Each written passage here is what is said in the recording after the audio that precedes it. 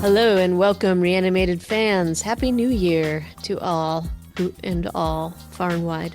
I'm AJ Conrad, coming to you from Brooklyn, here as always with my intrepid co-host Stuart Tiffin. Hello, Stuart. G'day, hello. Hello, hello.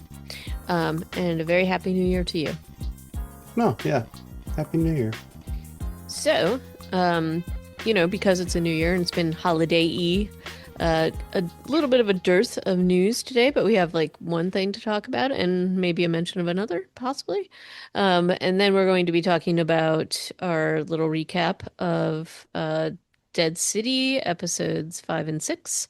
And so just wanted to jump into it. So let's talk about the one little tiny news item. And this is from Undead Walking, and it's, news in small letters for sure. But the headline is The Walking Dead, this a Walking Dead legend is returning to the franchise in 2026. And the photo that they used is one of Andrew Lincoln talking Yeah. to talking to Lauren Cohan. Yeah. But that was just a big old Tease. sneaky move because it's actually a showrunner who is coming to the Yeah. franchise. Eli Journay is stepping away or back or done with Dead City and going to be replaced by Seth Hoffman, who was a longtime writer on the Prime show, I presume. Yeah. I don't know that I'm that familiar with Seth Hoffman's catalog. What do you remember any of their episodes? I don't. So, you know, obviously I would have a different reaction if it was, you know, Angela Kane, but She no. needs to get on with her life. Yeah, she probably does. So I won't, blame her for that one. Oh, dude, he wrote episodes in seasons 4, 5, and 6. He hasn't actually worked on the show mm, in a long time. yeah, that's going back a while. But anyway, He wrote Just Survive Somehow, JSS. Remember that one where Enid eats the turtle? yeah. Oh. Uh, So he wrote 10 episodes total, which is still a lot of There's more episodes there's 10 more episodes of television than I've written. But I'm not sure that this guy's like a legend of Walking Dead history. But then again, the writers never really get to be unless they show run. And then even after they do that, people like Michael Satrazemis are just back to the show writing episodes for Dead City after he show ran. I could have sworn he show ran The World Beyond, but I might be thinking of Matthew Negrete. Um, Anywho, that's the news. A swap up of the showrunners for Dead City, and I don't know that it's that big of a deal, but I think he show ran season 3, which is done. Their production has wrapped on that. all right. So there is some speculation that that will come out in 2026, which is good that now I guess that we're finally watching season 2. All right. I mean, look, it's fine. Um, I don't I'm not gonna take anything away, but let's see what happens, I guess. Yeah, I mean, frankly, after 6 episodes of season 2 and the however many we've seen of season 1, I think a change of direction is a good idea. Let's change it Yeah. up. Yeah. Let's have somebody else writing for Jeffrey Dean Morgan, these 2 episodes, what a sad sack. Even when he's like being fierce, it's with like strong undertones of sad, and I don't understand it. Yeah. How are you feeling about the Negan of season 2? I mean, it's it's a little uneven. And it's a little like honestly, it just feels like he's really tired. Like And as an like actor or as like I do don't you as think the this is the direction? character, I Yeah. think the character the way the direction with the character is going, I think he just feels like he is a little like used up. Um, He has like no vigor at all, no and that's vigor. it's difficult to. Yeah, it's kind of like, oh, I don't know why we have to spend so much time with sad Negan, but we are. We're spending a fair amount of time with him, and I don't feel like he has a lot to. He's still wily, as we can see in these 2 episodes. He does some wily things, and he also does some inexplicable things that Yeah. we will talk about. So this episode begins season 2, episode 5, "The Bird Always Knows," Mm. written by Edward Ornelas, directed by Sarah Nolan. And this one starts off with the Croat trying on some new clothes in a suit shop. And there's music playing. It's nighttime, and I guess just down the street is a substation, is the way that this plot works.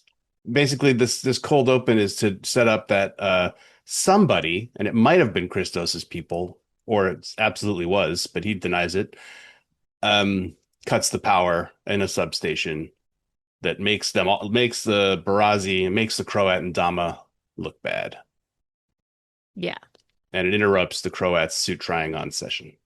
Yes. Although that is one heck of a suit he's trying on, which is a little Beetlejuice-like. Yeah, So, some deep reds. yeah. Uh, he's often dressed up for the zombie apocalypse. So is Bruegel. So is Dama. These Yeah. three, they like their fancy duds. Everybody else is just wearing trench coats. Seems like the Barazzi uniform is leather trench coat, Yep. maybe a mask of some kind.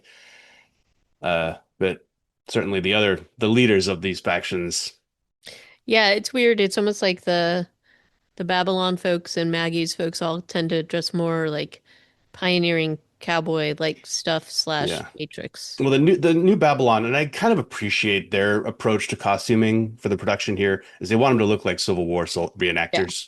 Yeah. So it's these like natural fabrics. I think that's pretty cool. I mean, I like that better than the ghillie suit people, who apparently that faction is called the Foragers. If you were watching the subtitles in these two episodes, Yeah. um, yeah, we'll get to that. We'll get to their storyline. But I like the costuming for New Babylon, even though I think that everything else about them is underdeveloped and stupid. Their costumes are pretty cool. You Yeah. know, I don't know that they needed to use real US military rank insignia. That feels unnecessary. Like, come up with Yeah. your own. Well, maybe But they yeah, just have the available tools and they're like, hey, this is it. I don't know. yeah, I guess. But they're supposed to be like a fairly large community, so I would hope that they would have. Reuse, recycle, I Stuart. guess so, yeah. Like, but use bottle cap. I don't know, something. Um, anyway, so the power goes out, and then I think we go to the credits, and we cut to Maggie, Pearlie, and Herschel walking through the woods. And I have a note for Maggie's hair, which I think is not something new. It's like just something I hadn't recognized enough, which is how bad it looks. And I'm like, hats off to the showrunners here. Mhm.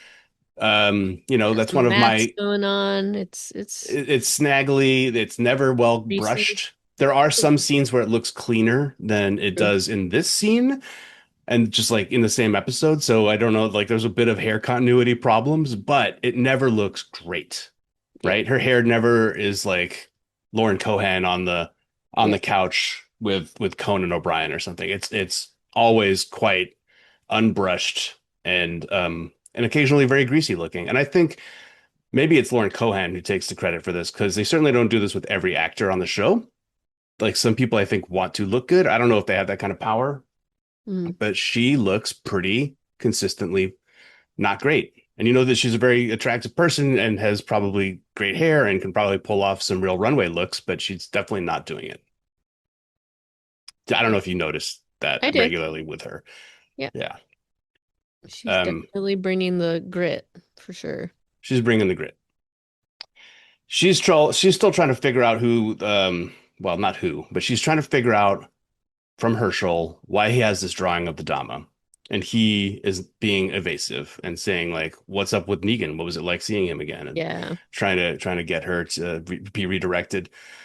Um, so they're still not really communicating.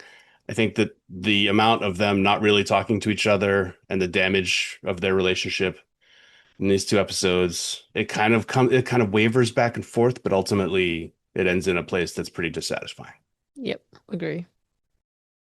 Um, this episode bounces a lot back and forth. Negan is visiting the Dama and she's talking to her pet rat, and the Croat shows up and she tears him a new one. for letting the power go out. Yep. And also his outfit, which is something he takes more offense at. So, Yeah. It's um, like you look like a bellhop. That's that's pretty like for he as didn't say you look like Beetlejuice, so that was good. does Beetlejuice wear red? He's got kind of like a maroonish little like tux thing Hmm. happening. Maybe it's like more purple.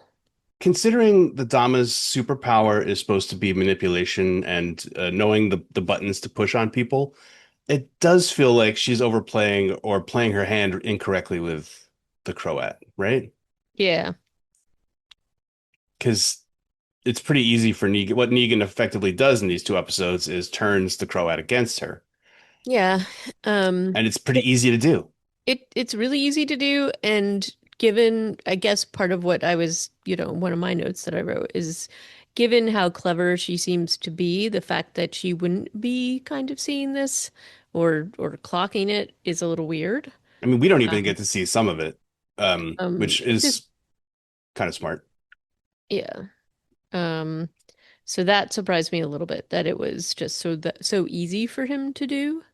And also, I guess shows, I mean, the other part that I was kind of surprised by is that the Croat was a little too easy to manipulate as well. Like they do it, this escalates fairly quickly and spirals into a very like explosive catalyst, I guess.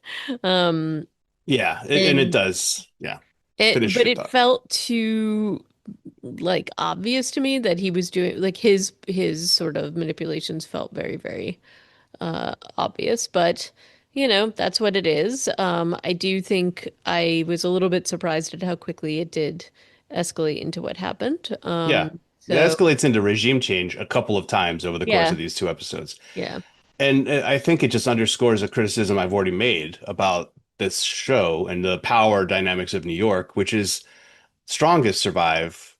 People right. like Christos make sense. He's like a warlord. Yep. Bruegel, I guess, to some extent, but I mean, he's a gamer. He's a gamer. Yeah, that's what he is. I mean, he has a whole monologue about it. But yeah, Dama and Croat makes sense a little bit, but he's more like the nerd scientist that some like warlord would have chained up in their basement. Yeah, he makes sense in the sense that he has like that technology, but I don't think he'd be in charge. I He think wouldn't somebody be in would charge. be. And that is only underscored later when he and Negan actually have a physical fight. And I will say Jeffrey Dean Morgan doesn't do great in this fight either, frankly, to me. Well, yeah, Um, it almost feels like he's, I don't know. it It, feels like a fight between two geriatric people, which it basically yeah, is. They're that old, they're kind of older, is. right? And for them to have like a fight that's supposed to, I think, impart some sort of sense of power, an exchange of titans, it just feels like a slap fight to me. Hmm. I don't know. I know I'm kind of talking about both of these episodes at once because, well, frankly, that's the main thing. So Dama and Croat, though, by the end of these two episodes, are off the board. Maybe Croat's definitely going to come back for sure. But Dama makes an exit, a very undistinguished exit, Yeah. and it's the most predictable thing in that it probably should have happened 12 years ago in the zombie apocalypse. And I just don't understand how she was able to stay on top of the pile as long as she did.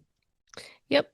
That definitely felt that, and then even the way how this went was just so quick and strange and like fast and I don't know. I just didn't it was weird to me that this was what they decided to do, but all good and basically went up at least she went in a little fiery flame, but I would expect that this whole thing would go down given all the paintings and everything she's got in there. So, Oh yeah, like the fire is very yeah. curiously contained to just her Contained. body and maybe Yes. one corner of her office. Yep. Yeah, that's true.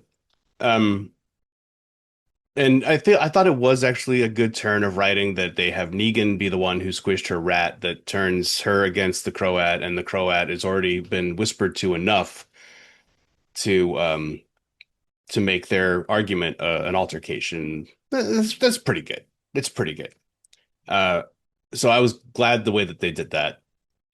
However, so part of the deal that they've got going on here is Negan's wife and son are apparently about to arrive in New York. He once again is before the Dama dies. He's like, "Hey, just reminding you that once we get everything handled here and Christos is on board, you're gonna let me and my family go." And I don't know why he brought that up.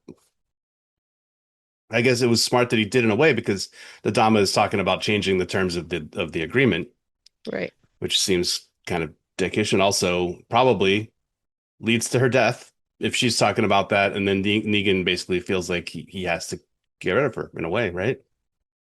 Yeah. I mean, that seems reasonable.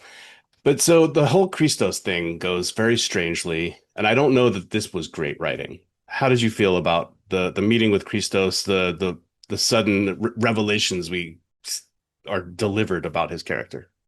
Yeah, I mean, I thought this was fine.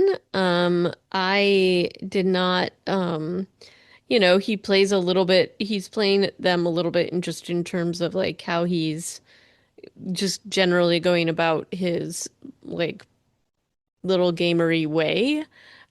And Christos, we're talking about Christos. yeah, yeah, that's what I mean. Oh no, sorry. You're talking You're about talking the about Lord Bruegel. guy. Oh, so yeah, sorry, apologies.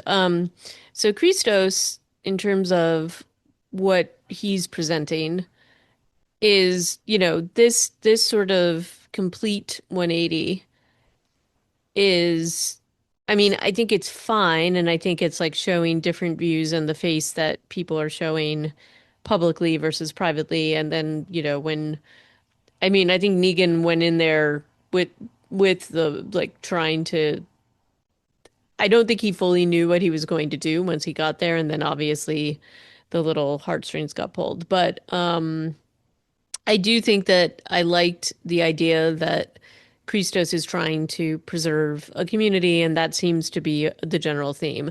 Like people are doing bad things, and that includes Negan because they're protecting something. So even though they're doing these bad things at face, it's really because they're protecting their little community. His And in family this of Dutch children. yeah, his family of Dutch children.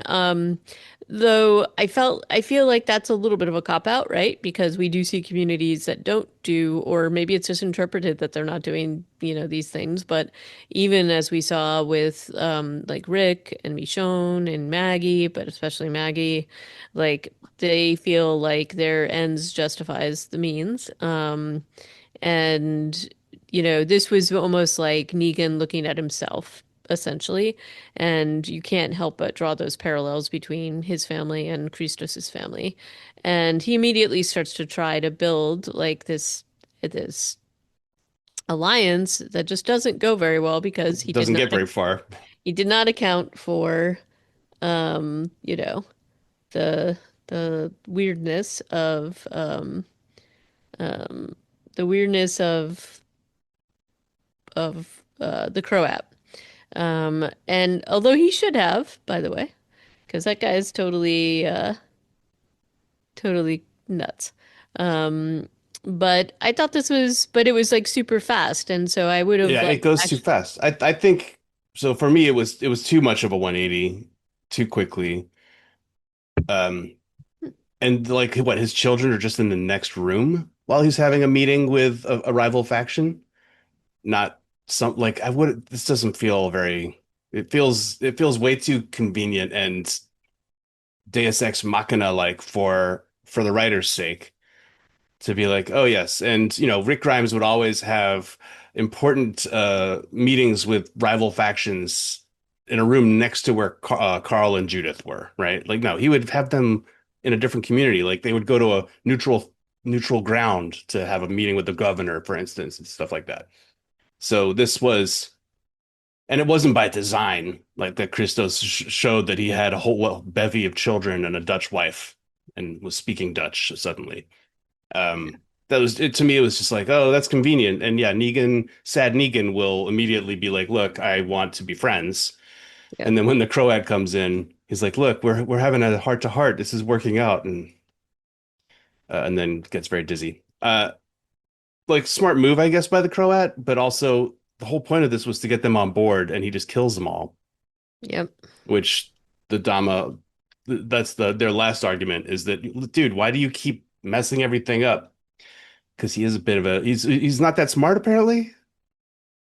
I Yeah. don't know. Like once he has yeah, he just kills everybody in Christos's faction. Christos doesn't even get an on-screen death. It's pretty brutal. Yeah. Or maybe he's not dead, but I think he is. Yeah, I think he's dead.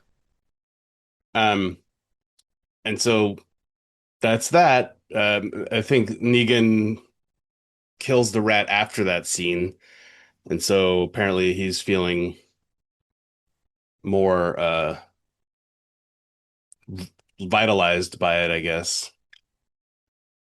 Yeah. But yeah, it's a weird scene, and I Well, didn't. I also think that Negan is like, oh, after this happens, he's got to do something to just neutralize the Croat and neutralize the power that he's got.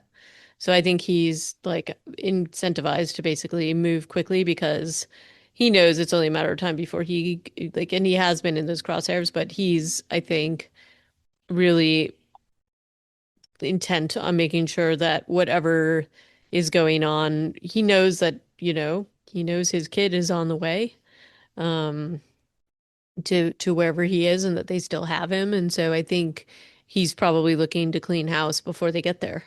And I she Dama's the one that's been the most threatening towards them, and he knows the Croat a little bit more and how to manipulate him, and I think it's very clear.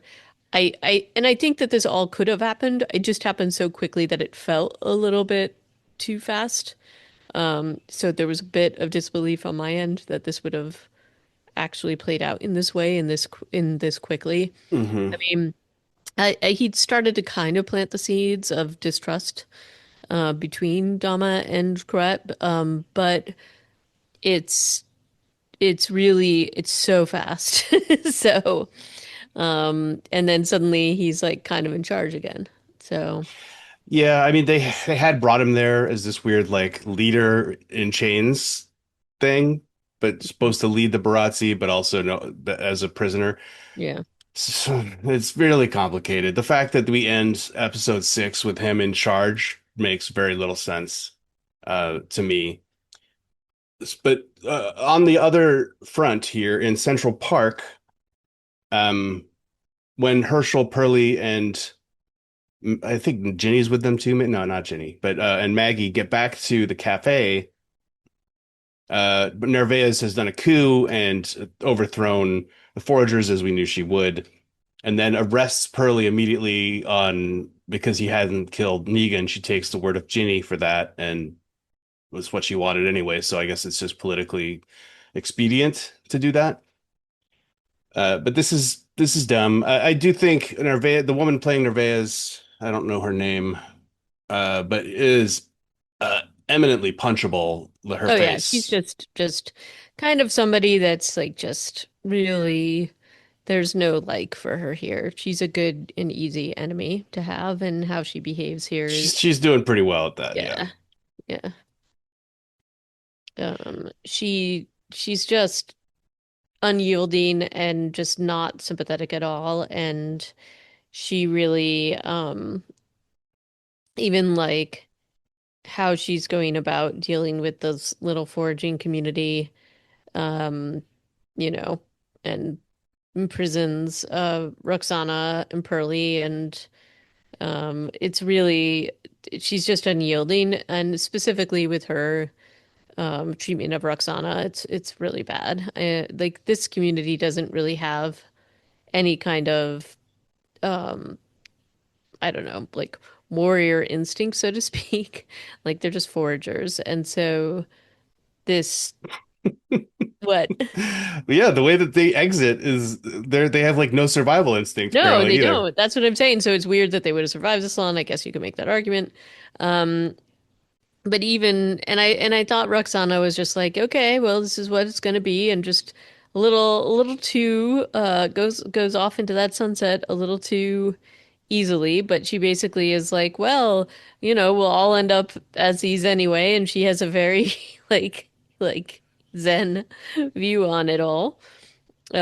And basically, Pearlie is like begging her to fight, and she just won't, and she, you know, just um kind of goes to her fate with no struggle whatsoever. And other than, she does, you know, essentially basically she gives the orders or what happens with the community is like she's yelling out and whatever. But it is pretty brutal and sad that this is like their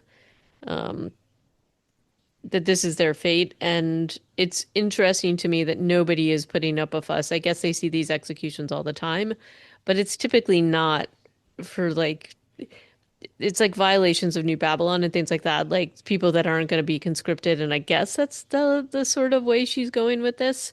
But I just think Narvaez is really just unlikable entirely here. And Absolutely. And I think one of the areas where this show fell down on developing New Babylon is the fact that this faction, they draft people against their will into their military.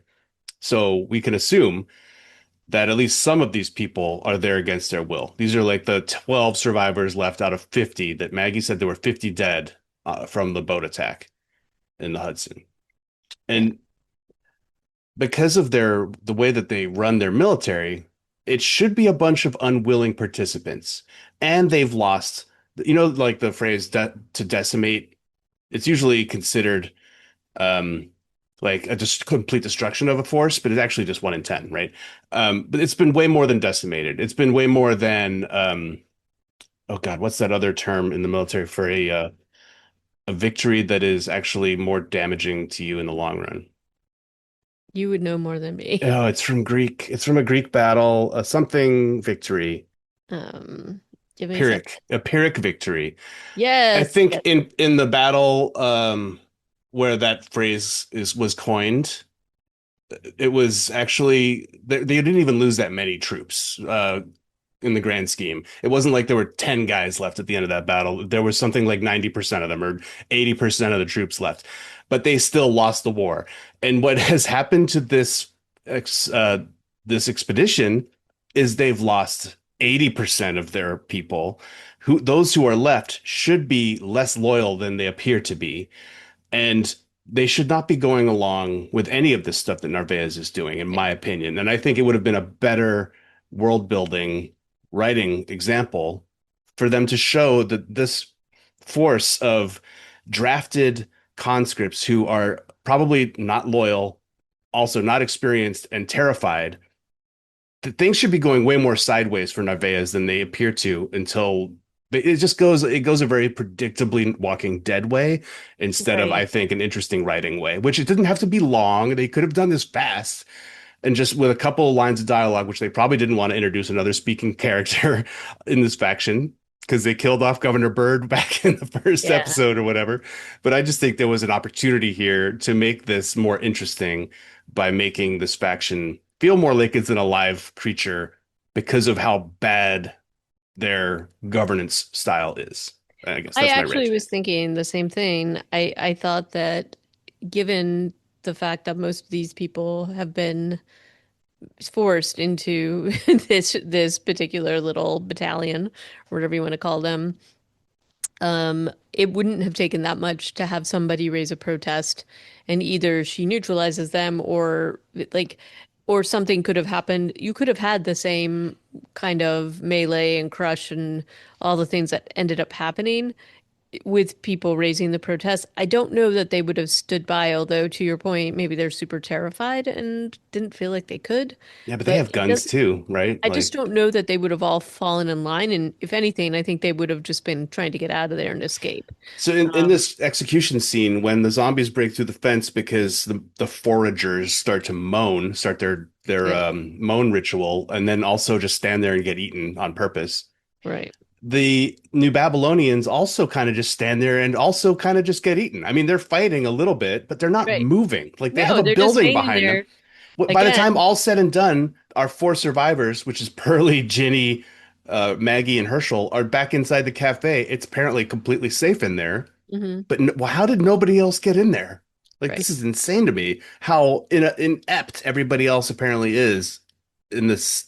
I don't know. The Foragers, fine. If you want to write them off as weird suicide pact people, I guess they've kind of laid the groundwork for that a little bit. Not afraid of death. Not sure why they're alive then. But fine, they'll stand there and get eaten. But the New Babylonians, again, should be terrified and should be running away and hiding in that building. Right. That's all. That's all I got. Right. And then, of course, Navarez gets taken out by Roxana Zombie, which is fine and fitting and somewhat, Yeah, but it's still boring. it's It's a also little boring. predictable and yeah. And again, would it have happened? I don't know. It just felt, Well, they hang they death by hanging, and then somebody carries her off screen, right. but apparently never put a knife in her head. Or maybe Yeah. they're like, oh, she'll be part of the zombie wall. I think they would just make her part of the zombie wall because they feel okay about that, right? To the New Babylonians. No, I guess they don't. But still, it's Either way, it's silly. So they've eliminated New Babylon, although they keep talking about them because they're apparently still a force to be reckoned with, even though everybody they've sent on this expedition is dead except for Pearlie. And that's pretty silly.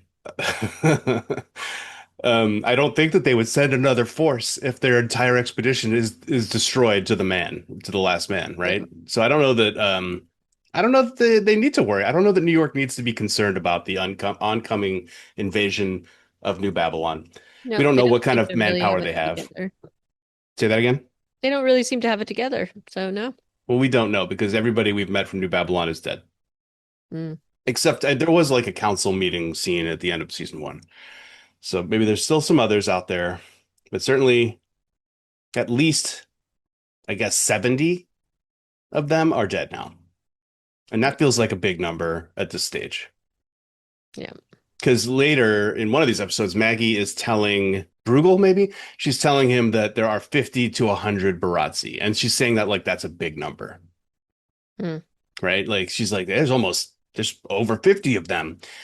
And, the Saviors certainly were like hundreds strong in their heyday. But of course, that's like 12 years ago. Well, not 12, but that's several years ago in the zombie apocalypse. So it's starting. I do a little bit like to get the sense that there are not a ton of people left. Right. That's kind of interesting. It is. And then, they um Ginny gets badly injured in this scene, in yeah, the scene where the New Babylonians all die and the Foragers all die. She gets pushed onto like a, spear thing, a right? pointy Pointy log. thing. It Yeah. looks like it's several inches wide. The wound I don't think really matches that later. But then she goes through the rest of the next two episodes hiding that injury from Maggie. She has also pointed a gun at Herschel Yeah. in the lead up to this scene.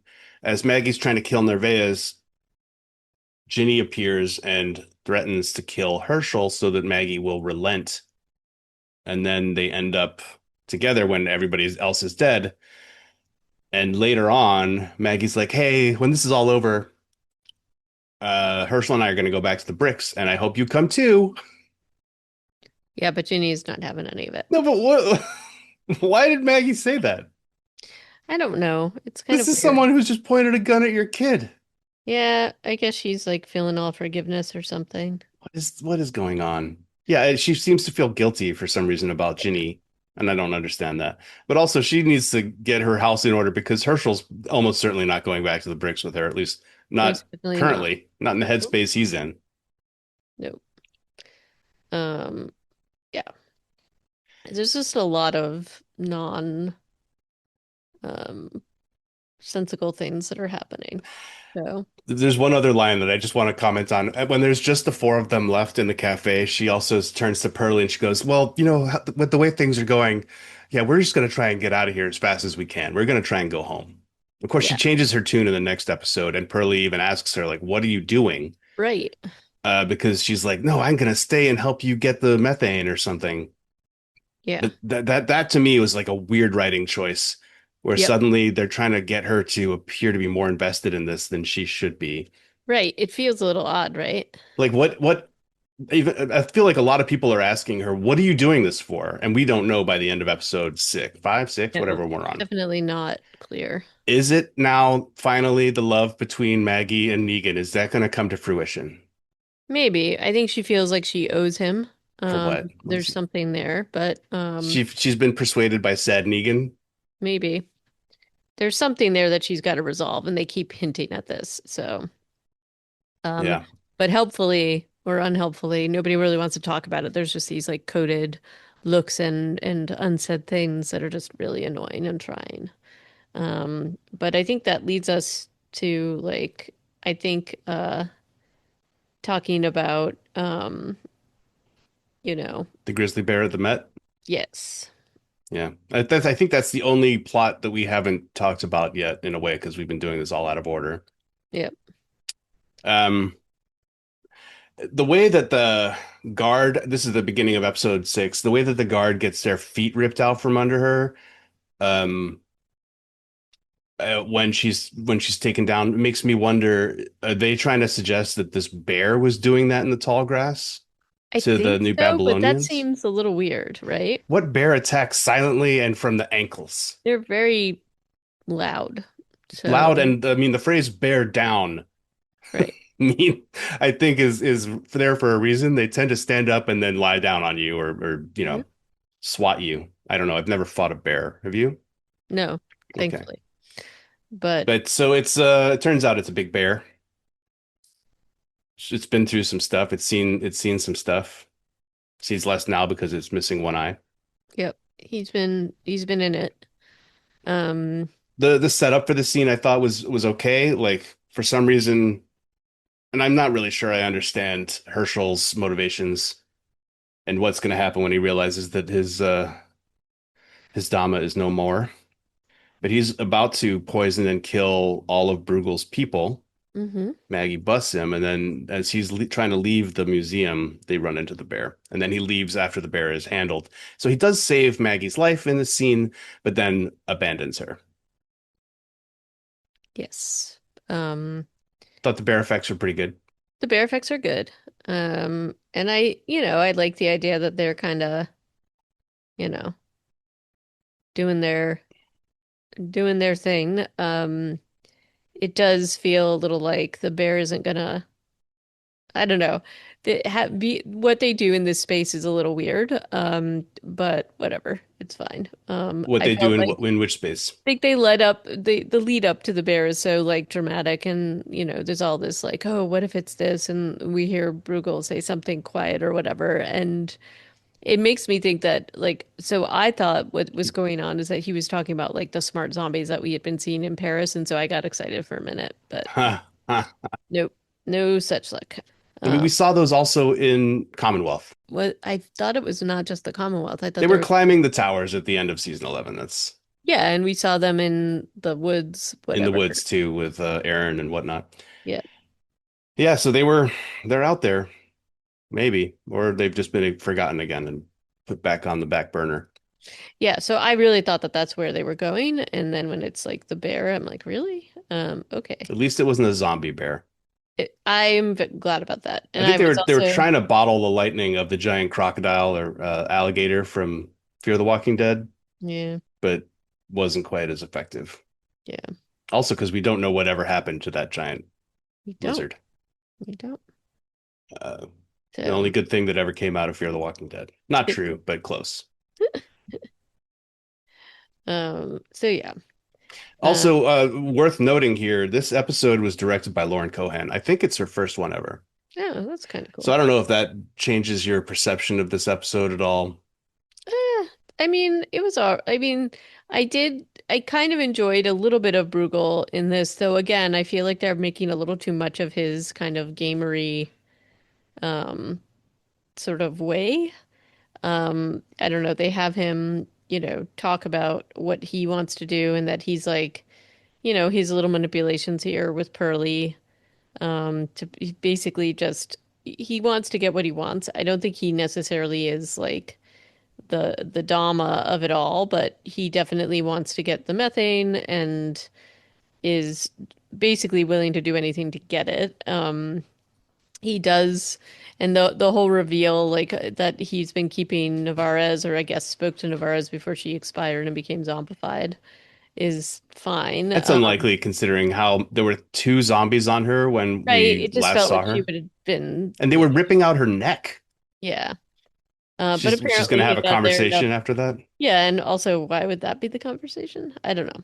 Anyway, but I do like his I think he's interesting. I just feel like this is like some tough material for the actors to work with. Like he's a great actor. And so both of them are great actors. And so this was just a little to me it felt just like a little like uh, kind of the pageantry for the sake of pageantry and which we've seen a lot with him. He's been very sleight of hand. He's been very, kind of weird in terms of how they're presenting him as a character and but definitely with a lot of pageantry. But to me it would have been a little bit more interesting rather than go for this sort of, to me, a ham-handed way of manipulating him than to really appeal to what might appeal to him, which is, we see that Pearlie disagrees with a lot of the stuff the Commonwealth does. Maybe there's a better way to get him on your side. Maybe there's a way to offer him more of a sanctuary, which he kind of does, or at least kind of offers to protect him as long as he does what he wants him to do. I don't know. What did you think about it? It felt like to me, it just felt, oh, this is such a great actor, and these are both great actors, and I wish they were treating them a little bit better, but it felt like they were really stretching here. I liked the concept of this speech that he gives Pearlie, where Pearlie's like, I'm not gonna agree to help you because I disagree with how you are, how you do business. Because Maggie has told him, like, this is guy who represents the old world. He's gonna lie and cheat and steal, Hmm. and you can't trust him. And Pearlie's like, yep, okay, I agree with everything you're saying. And so he goes to Bruegel and tells him exactly what he's thinking, which is never the right idea. Yep. I do think Pearlie is probably should be smarter than this. We know he Yeah. knows how to lie. Obviously, he lied about killing Negan. Right. But I think it's a pretty silly thing for a character to do, especially when he's been told this guy is really sneaky and tricky. You'd never go up to someone like that and tell them exactly what you're thinking or gonna do, right? Right. So that was a little bit silly. I think the show could assume a little more sophistication in its audience and have Herschel say, "Yeah, okay, good deal, let's do it," knowing that as an audience we've been privy to several conversations he's had. You're right. That might have been a more interesting turn. But I do think that the way Kim Coates delivers this speech about whether or not you think you're playing the game's happening and it's Right. happening and you're in it. I thought that was actually pretty great dialogue. I liked that. I just, the reveal of Navarez really turned me off because it Yeah, just that was seemed dumb. so unlikely. That was dumb. And but yeah, I'm pretty happy with Kim Coates. I do think his character it feels very skin deep still. Like we Yeah. need we need we need more depth for him. Um, like the weird revelation that Christos gives Negan that his whole community has been like disenfranchised because of the gambling games. Mm, I thought that was pretty dumb. yeah. Like he basically blames Bruegel for the downfall of his faction because Yeah. he couldn't stop gambling in his gladiatorial matches. Yeah, that seemed dumb. That's really dumb. Uh, but yeah, they're just trying to make Christos feel really relatable to Negan in the scene, but they chose to do it in a way that was like, wow, you're just a gambling addict? Like Yeah. that's pretty lame. Anyway. So yeah, I don't know. I think Bruegel in that scene anyway was kind of interesting. Nervaez should not have been the way for him to like gain leverage over Pearlie. I thought that was stupid. Yeah, I agree. And then we have the sort of the wrap up of the episode, which is the sad Negan. Although we talked a little bit about the old man fight and that, whatever. It's weird. Yeah, the decision here that he makes to talk about how you were feeling when his family arrives at the docks and what he Right. does. Yeah, I mean, this doesn't surprise me because I think he's always been looking to keep them safe. I think it's unclear and not unclear. I think he definitely is still like he did as much as he could to keep them safe. In this instance, they definitely got put into danger because of him. And I don't think that he wants to go down that path again. and he wants to protect them and he sends them away. And I think his feeling is that they're much safer without him because he can't guarantee that this won't happen again. But how can he guarantee it won't happen again even if he sends them away? Because clearly, no matter what he does, they're touchable, right? Or they're used as pawns. And so that was a little weird to me. I don't know how you felt about that, but it's like I don't know that he's doing anything by sending them away. Yeah. But Like obviously sending them away did not work last time. Why is he trying right, it again? right. But Um, it was interesting that he asks Maggie for what she, like her advice on how he should keep his family safe. And she doesn't say anything, which is dumb because clearly her approach is helicopter parent, right. which also isn't working. And maybe that's why she doesn't say anything. Maybe Well, she's and like, "Look, he I don't even know, man. I've got a teenager. This is impossible." and I mean he even talks about that. He's like, it's not your fault. It's not anybody's fault, you know. Yeah. It's just like the kind of world we're in. And then he says something kind of weird, which is, do you think that we're thinking that our view of what the good times were is like warped if that did that all really happen? Like he's kind of questioning even the memory, which I think is kind of interesting. And we've seen that them discuss some of this a little bit here and there, both through the eyes of people who have been there. And that was like the conversation between Pearlie and Maggie about the foods they missed the most. And then Right. just, That we never talked about that. There was an yeah. entire Kit Kat commercial in this show. Oh, totally a Kit Kat commercial. But They I can even see, sang the goddamn song. yep. And that was a little blatant, but I actually like Kit Kat, so I can. Yeah, I know. It's just when it But happens, yeah, it it felt a little weird. It was like, how do we work a product into this?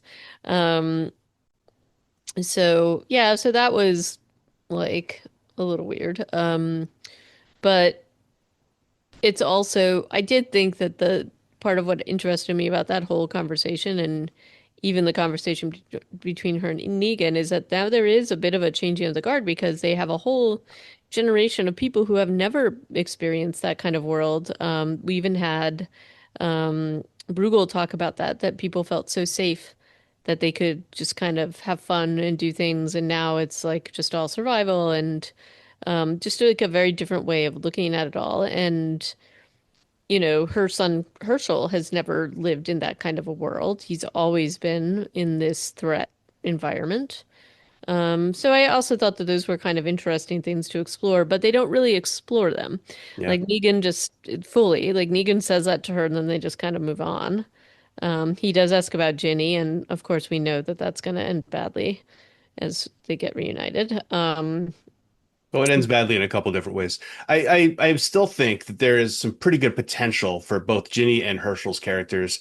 They're both these angry ass teenagers, and I think that the whole Station 11 analogy of like the new generation, like you just said, they've all they know is this reality, and how are they going to relate to people who are like wrapped up in all this nostalgia? And I think that like meta plot wise, they're doing a decent job of setting this up because between Pearlie and Maggie and Negan, they're all talking about the past and what the impact of that is on their current thought process. And I think this is good.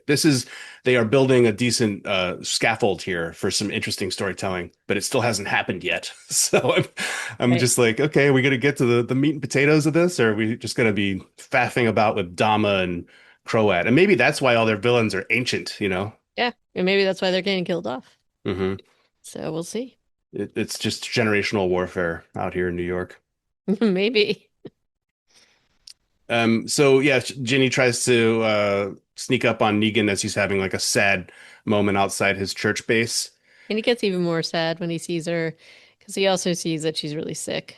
So that's rough. She can't Uh, even pull the trigger no. again, and he takes her inside to fix her up. Yep. And then sees how infected her little slash is. So that doesn't bode well. Um, Herschel has run away. We already mentioned that. Maggie's out looking for him. She goes to Negan first. He tells her to go look at The uh, theater. the theater where Dama's base was. And so maybe he'll be in his elevator house looking out Maybe. at the city that he loves so much because he was there for X Oh, days. I also meant to mention another mystery got solved because The reason why the Goya painting was there was that there was a special exhibition at the Met, apparently. They had the whole big banner up and everything when Oh, Ruby. that's so cool. I'm glad that they did that for your sake because I'm very you were happy gonna they write did an angry too, letter. because I was very unhappy about that. But I do doubt that they would lend that painting, but maybe. So, So uh, that's it. Episodes 5 and 6. There are two more to go in the season. I think there's a lot of stuff that's making me angry going on in these two episodes, and yet somehow hope springs eternal. I am still optimistic that this could work. What do you think? I still want to see a little bit. I want to see more with Negan. I'd like to see something happen there, that's a little bit more interesting and less tired. Yeah, So dude, he's just such a sad sack. I want to see now some. he's just really tired. Yeah, And so, and this is not like, I think Jeffrey Dean Morgan's doing a great job. I think it's what they're doing with the character, and I don't love it. Um, so we shall see. We shall see. But I look forward to chatting about the next couple of episodes. Are those the last ones? that's it for this season. There are All only right. 8. All right. So we And shall see. Nervaez, by the way, looks familiar because she was in like every episode of Orange is the New Black, if you ever watched that show. Ah, okay. Well, that makes total sense. She's really, I mean, that's the thing. I feel like the one note that they put her on made it, I think they could have done a little bit more with her character, but what can you do? There's always room for more nuance with villains, I think. Yeah, Yeah. agree. So, anyhow, until next time, I'd love to hear what anybody who heard this has to think. It's definitely I think I think there's a reason why we took so long to review this. So, Well, we had no idea. yeah. But I'm curious to hear what other people think about it. And you can reach out to us at reanimatedpodcast@gmail.com. And I think you know, until next time, take care and appreciate you listening. Bye-bye. Cheerio. I also just want to do one last shout out here, which I haven't done in a long time, but our intro and outro music is by an amazing musician in LA named Colin Diaz. And you recognize that last name because he is the sibling of a certain Kyle Diaz, who was a special guest often on our show. So, Colin Diaz, amazing musician. He did our intro and outro music. So, thanks, Thank Colin. you, Colin. All right. Bye bye.